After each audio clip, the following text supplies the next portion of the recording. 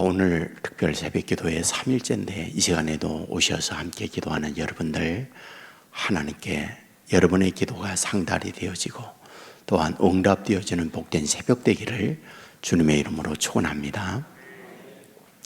출애굽의 매우 중요한 부분이 홍해를 건너는 사건입니다. 홍해를 건너고 난 이후에 광야길로 들어서기 때문에 그렇습니다. 제가 성지 순례를 갔었는데 홍해를 건너왔어요. 이제 배를 타고 홍해를 건너게 되는데 홍해 앞에 섰을 때에 안내하는 분이 이야기해요. 이 홍해라고 하는 말은 붉을 홍자 그리고 바다의 자를 씁니다. 붉은 바다인데 왜 붉은 바다일까요? 실제 바다는 붉지 않았어요. 그런데 이름은 붉은 바다입니다. 두 가지 이야기했습니다. 이 바다 아래는 상당히 산호가 많습니다. 그런데 그 산호들이 거의 대부분이 붉은 산호로 되어 있습니다. 그래서 그 붉은 산호의 이름을 따서 홍해, 이런 이름을 갖게 됐습니다. 또 두 번째 설명을 합니다. 저녁 노을이 되어지면 햇빛과 함께 다른 어떤 바다보다도 붉게 물들기 때문에 그런 것을 생각하며 홍해, 이런 이름을 붙이게 됐습니다. 라고 하는 이야기를 해주었습니다. 이스라엘은 홍해를 건넜습니다. 홍해를 건넌다라고 하는 것은 기적이요 축복이었습니다. 왜? 물이 벽돌처럼 쌓여있기 때문에, 물이 얼음처럼 얼어버려서 그 가운데 길을 내고 건너기 때문에 그러합니다.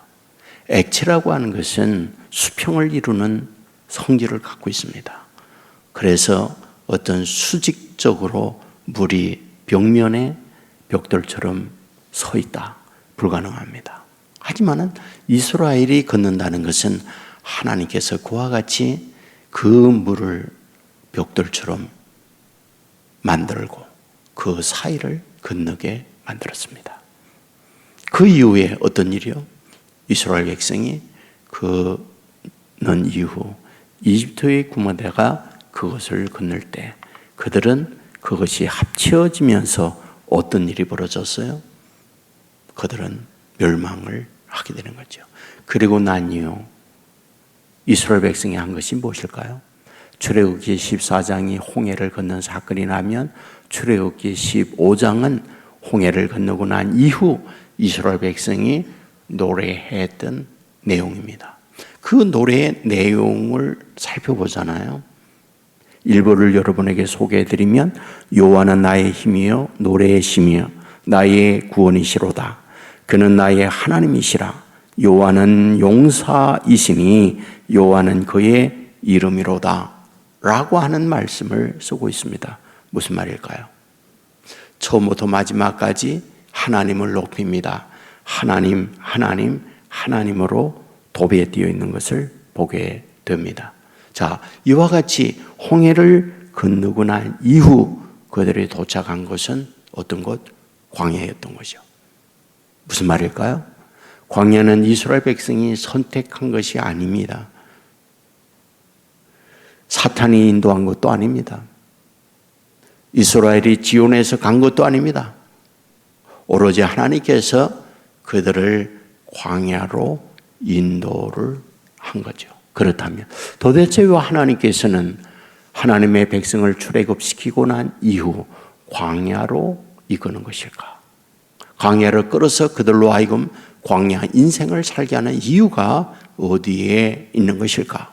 먼저 말씀을 보면 그들을 다듬기 위하여 하나님은 그들을 광야로 이끌고 있구나라는 거죠. 본문 말씀에 보면 내 하나님 여호와께서 이 40년 동안에 내게 광야길을 걷게 하신 것을 기억하라. 40년 동안 광야길을 하나님이 걷게 한 걸 기억해라. 왜? 이는 너를 낮추시며 너를 낮추기 위해서다. 3절에 보면 너를 낮추시며 너를 줄이게 하시며 광야로 이끈 이유는 너를 낮추기 위해서다. 여러분 어떤가요? 이 낮추다 이 말은 겸손케 하다, 교만한 너를 엎드리게 만들다, 이런 의미를 갖고 있습니다. 문제는 누구에게? 이스라엘 백성에게. 그렇다면 이스라엘이 교만했나? 이스라엘이 잘난 체 했나? 이스라엘이 오만불선하고 높아졌는가? 사실은 아니죠. 왜? 400년 동안 그들은 노예 생활을 했기 때문입니다. 노예란 무엇입니까? 가장 인생의 바닥을 말하는 거죠. 노예란 무엇입니까? 더 이상 내려갈 곳이 없는 처절한 낮은 자의 모습이 노예인 거죠. 그런데 어때서 도대체 이와 같이 낮고 낮은 노예들을 하나님은 광야로 이끌어내서 뭐한다? 그들을 낮추기 위하여 광야로 이끌어갔다 라고 말씀을 하고 있는 거죠. 그렇다면 여기서 낮추다 라고 하는 의미는 무엇일까?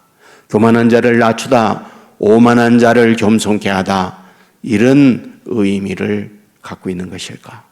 여기에서는 그런 의미도 있지만은 그보다 더 근본적 의미를 갖고 있습니다.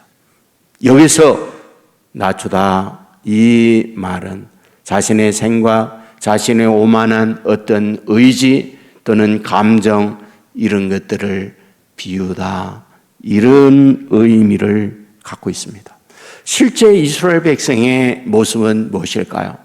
400년 동안 이집트에 살면서 이집트의 문화, 이집트의 습관, 이집트의 생각으로 굳어져 있는 것이 출애굽을 하고 있는 이스라엘 백성들의 모습이었다라는 거죠. 문제를 만날 때, 어떤 일들을 처리할 때 그들의 처리와 그들의 행동을 보면 무엇일까요? 그들 안에 그들이 많이 있었구나. 그들 안에 그들의 생각이 가득 차 있었구나. 그들 안에 그들의 감정과 그들 안에 그들의 기분이 가득 차 어떤 말이나 행동들을 취하고 있구나 라는 것을 발견하게 되는 거죠. 여러분, 출애굽기 14장 11절에 보면 홍해를 만났을 때 그들의 모습, 그들이 또 모세에게 이르되 애굽에 매장제가 없어 당신이 우리를 이끌어내어 이 광야에서 죽게 하느냐? 문제를 만나면 그 문제 앞에 성질내고 있는 걸 봅니다. 출애굽기 15장 22절에 보면 수루 광야로 들어가서 거기서 사흘길을 걸었으나 물을 얻지 못하고 사흘길 물이 없는 광야길을 갑니다. 그때 그들의 모습 무엇일까요? 출애굽기 15장 24절에 보면 백성이 모세에게 원망하여 문제를 만날 때 지도자를 원망하고 달려들더라. 출애굽기 16장 1절 이하에 보면 이스라엘 자손의 회중이 애굽에서 나온 후 둘째 달 15일이라 이스라엘 자손이 온 회중이 그 광야에서 모세와 아론을 원망하여 이르되 우리가 애굽 땅에서 고기 가마 곁에 앉아 있던 때와 떡을 배불리 먹던 때에 여호와의 손에 죽었더라면 좋았을 것을 너희가 이 광야로 우리를 인도하여 내어 이 온 회중이 줄여 죽게 하는도다. 무슨 말일까요? 먹을 양식이 없을 때 양식이 없는 상황에서 이곳에서 우리로 줄여 죽게 한다고 달려들고 있는 모습을 보게 됩니다. 그렇다면 출애굽한 이스라엘 백성의 실체적 모습이란 무엇인가? 그들 안에 여전히 애굽의 사람들의 사고, 애굽 사람들의 어떤 습관을 가지고 있었다. 그러므로 그들은 감정과 눈에 보이는 대로 행동하는 것이 그들의 모습이었다. 그러므로 그들을 끌어내어 하나님께서 하고자 하는 것이 무엇인가? 낮추는 일, 그들을 다듬는 일을 하고자 했다.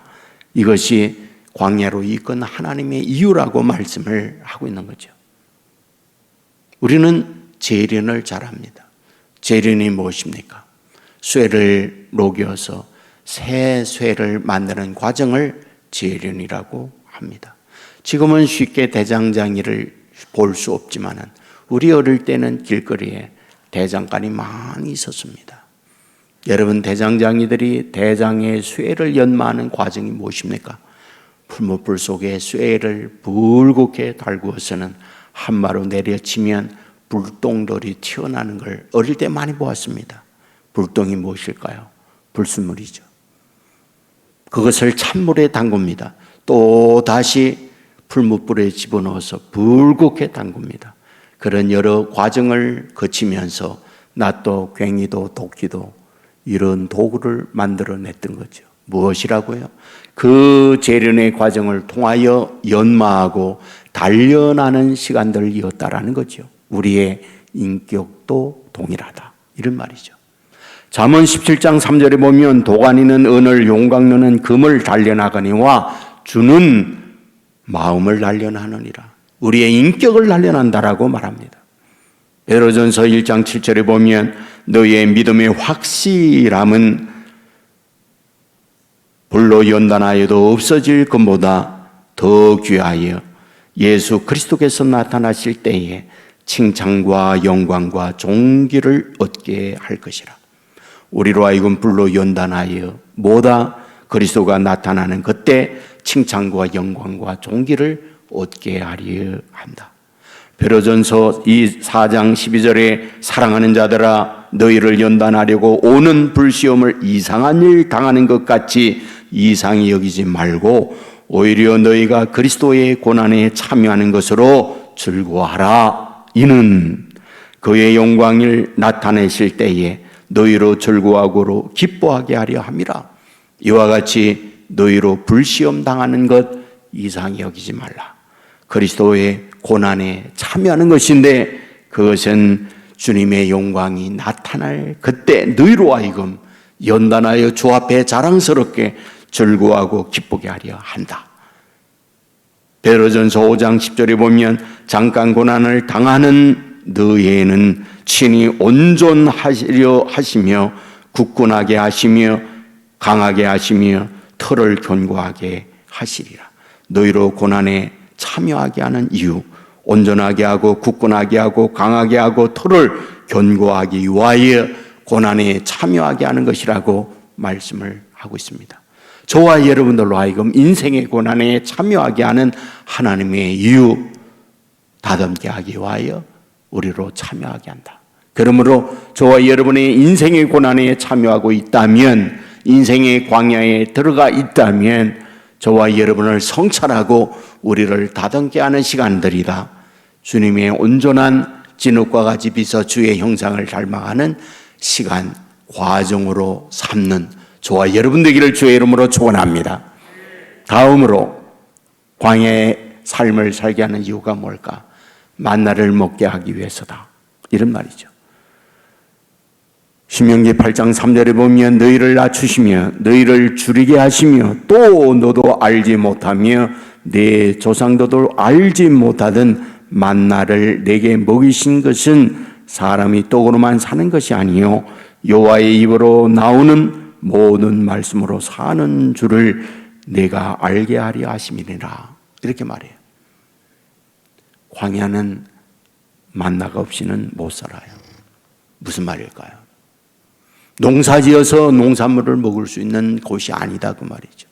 자기의 수고, 자기의 노력을 통하여 먹는 문제 해결할 수 있는 것이 광야가 아니다, 그 말이죠. 반드시 광야는 하늘에서 만나를 주어야 그 만나를 먹고 살 수 있는 곳이 어디? 광야다. 이 부분을 우리에게 말씀하는 거죠. 그런데 여기서 뭐라고요? 그 만나는 단순히 우리의 육체적 먹는 음식만 말하는 것이 아니다. 만나만이 아니라 하나님의 입으로 나오는 모든 말씀으로 사는 것을 이 만나를 통하여 너희로 알게 하려 함이라. 이렇게 말씀을 해 주셨어요. 여러분, 이 부분을 예수님께서 요한복음 6장에서 더 정확하게 설명을 해 줍니다. 요한복음 6장은 어떤 말씀이요? 오병이어의 기적의 말씀이 나온 기록이에요. 오병이어를 경험했던 그들 12바구니를 가지고 뭐하다? 배를 타고 건넌 마을로 가고 있다. 그 밤에 풍랑을 만났다. 예수님께서 물 위로 걸어오셔서 풍랑 있는 바다를 잔잔케 하여 제자들을 건너 마을로 건너가게 하셨다. 이 말씀이에요. 날이 밝았습니다. 오병이어의 기적을 경험했던 많은 사람들이 예수님을 찾아 건너 마을로 옵니다. 그들이 예수님을 만나 하는 말, 주여 우리가 얼마나 당신을 찾았는지 알 수가 없습니다. 언제 당신이 여기 왔습니까? 라고 물었죠. 그때 예수님께서 대답하는 말씀, 너희가 나를 찾는 것은 떡을 먹고 배부른 까닭이다 라고 하는 말씀을 해요. 여러분, 그리고 난 이후에 주님께서 하시는 말씀이 뭡니까?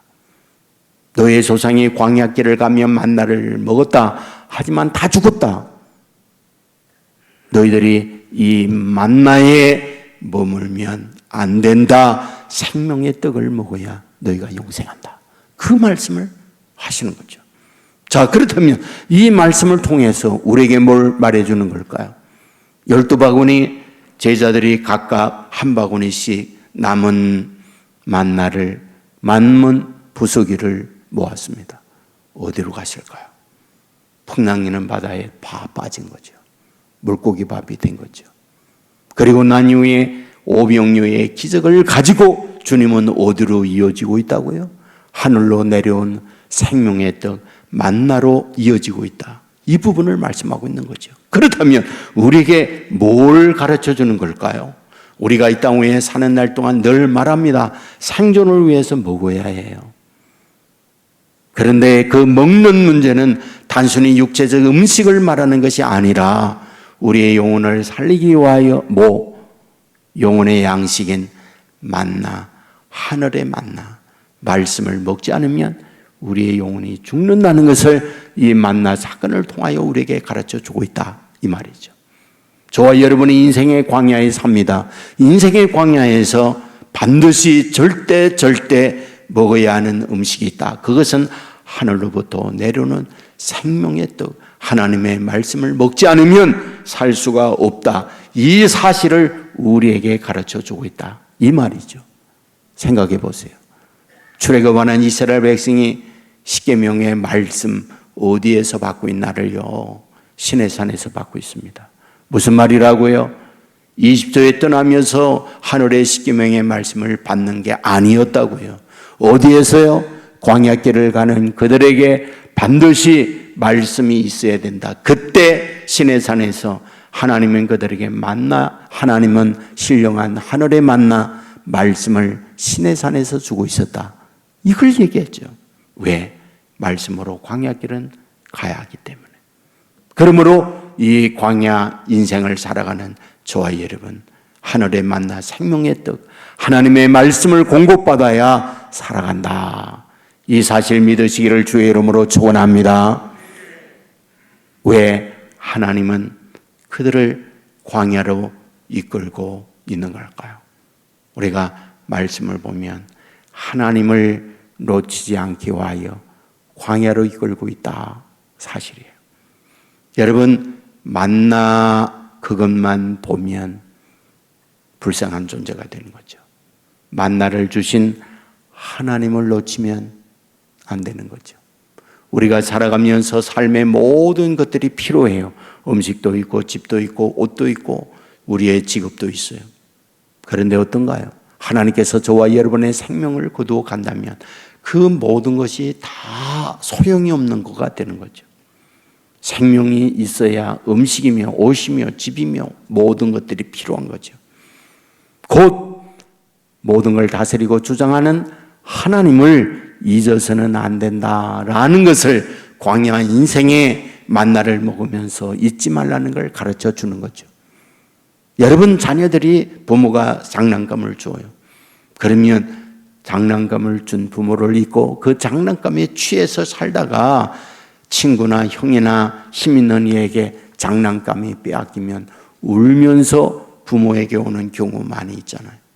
오늘 저와 여러분이 살아가는데 이것저것을 줍니다. 그것에 취해서 살다가 그것을 누군가가 거두어 가게 되면 울며 불며 하나님께 오는 경우 많이 있잖아요. 중요해요.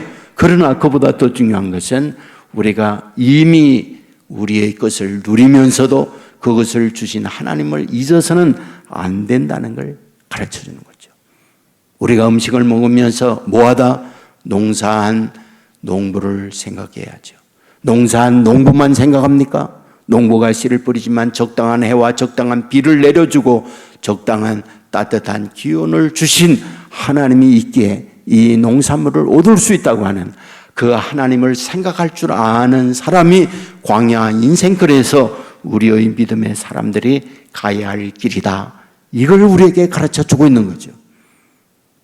빌립보서 4장 11절 이하에 보면 내가 궁핍함으로 말하는 것이 아니라 어떠한 형편이든지 나는 자족하기를 배웠노니 나는 비천에 처할 줄도 알고 풍부에 처할 줄도 알아. 모든 일 곧 배부름과 배고픔과 풍부와 궁핍에도 처할 줄을 아는 일체의 비결을 배웠노라. 내게 능력 주시는 자 안에서 내가 모든 것을 할 수 있느니라. 여러분, 여기서 내게 능력 주시는 자 안에서 내게 모든 것을 할 수 있느니라 라고 할 때에 그 의미가 무엇일까요? 여러분, 하나님의 주시는 능력으로 모든 걸 할 수 있다는 담대한 이 말씀도 있지만은 그보다 말씀의 배경을 보면 궁핍에 처한다 할지라도 처절하게 불쌍해지지 않고 내가 풍부에 처해진다 할지라도 오만불손하지 않는다. 잘 되었다고 못 되었다고 높아졌다고 낮아졌다고 성공했다고 실패했다고 여기에 휘둘리지 않는다.